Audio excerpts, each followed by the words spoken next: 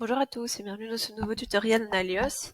Aujourd'hui, nous allons voir comment configurer et comment fonctionnent les flux intersociétés.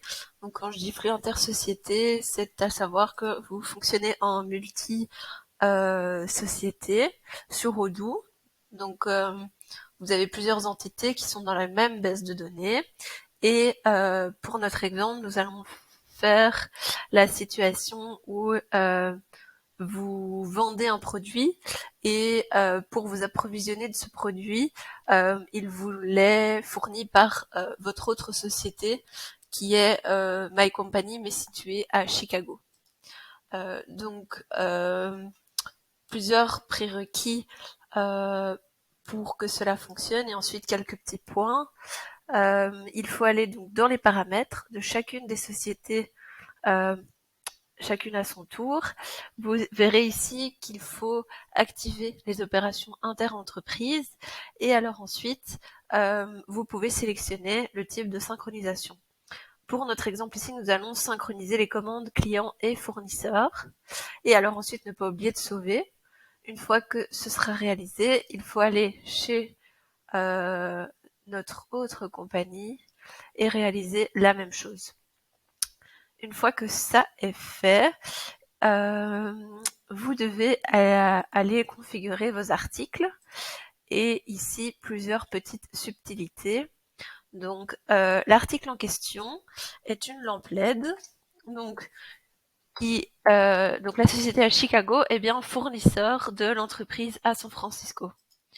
Pour que les opérations intersociétés fonctionnent, les articles doivent être visibles par l'ensemble des sociétés et ne peuvent pas être associés à une société particulière, sinon il y aura un conflit d'accès dans les mouvements et cela ne marchera pas. Ça, c'est la première chose à savoir. Et alors, quand on fonctionne comme ceci, à savoir avec des articles visibles, que nous soyons connectés sur Chicago ou sur San Francisco, il y a des caractéristiques qui sont les mêmes, comme le type de produit, la politique de facturation, les catégories d'articles, la référence interne par exemple, et même les unités de mesure.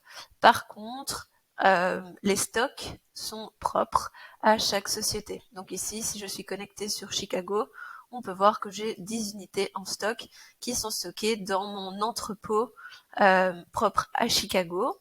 Si maintenant je me connecte avec ma société de San Francisco,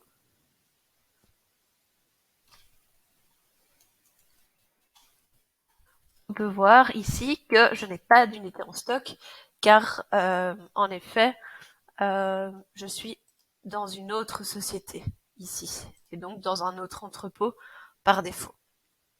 Donc maintenant nous allons simuler.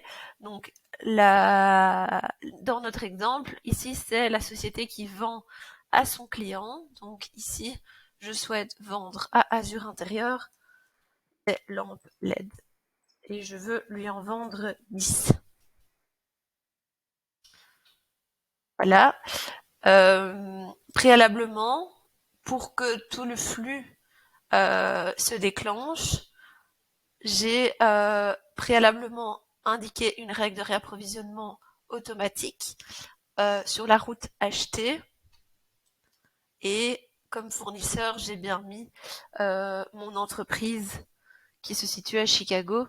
Comme ça, j'aurai un purchase order, donc une demande d'achat qui sera générée à la confirmation. Et donc, on va voir ça tout de suite. Je fais ma vente, j'ai une confirmation. Je vais dans mes achats. J'ai ici un purchase order qui a été créé. Et donc, si je décide de confirmer cette commande, ou alors je peux également augmenter les quantités ici. Je confirme. Si je me connecte à présent, je vais revenir dans le menu principal en tant que ma société à Chicago et que je vais dans mes ventes, on peut voir ici que j'ai un devis qui a été créé avec les quantités que j'avais préalablement encodées dans mon autre société. Et alors on peut même voir dans les autres informations que la référence client correspond à mon purchase order de ma société à San Francisco. Et donc, je peux la confirmer. Et alors, petite subtilité, enfin, qui n'est pas une subtilité, mais une information qui est toujours intéressante de connaître, étant donné que chaque stock est géré indépendamment dans chaque entreprise.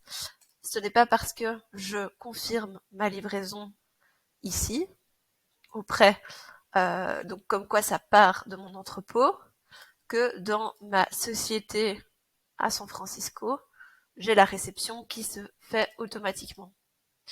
En effet, si je vais dans mes demandes d'achat, ici, c'était l'achat correspondant. Il n'y a rien de pré-encodé. Je peux copier et valider.